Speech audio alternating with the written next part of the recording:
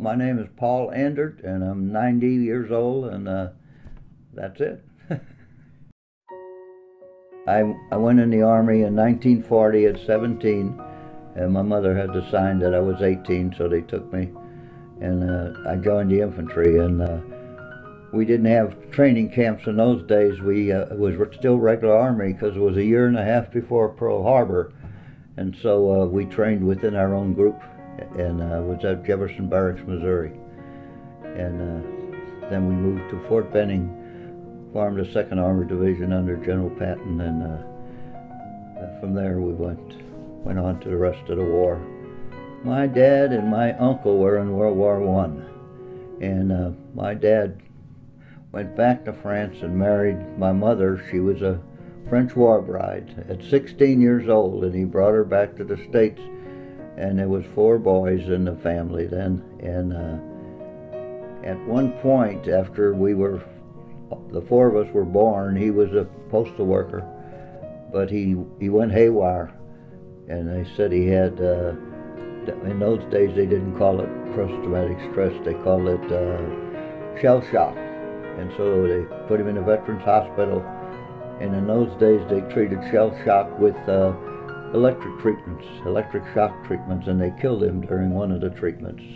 I wanted to be a soldier the whole time. I was Boy Scouts, and then I always thought that I would be. What I developed during the war mainly was what leadership really meant, because I became a platoon sergeant, and I had 48 men beginning in the African invasion and in Sicilian and Normandy, and I found out real quick the only way you could be a leader is to lead.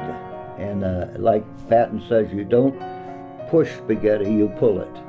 And so whenever we got into trouble or anything, I right away remembered that I am responsible for these guys, and so forget about yourself, lead the way so they could follow, otherwise they wouldn't. And so one of the main things I learned one of the principal things was be a leader.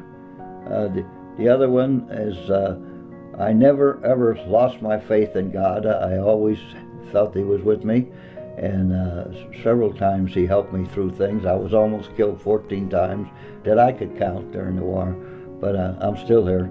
I think they would say they're doing the wrong thing. We have a country that we have to protect.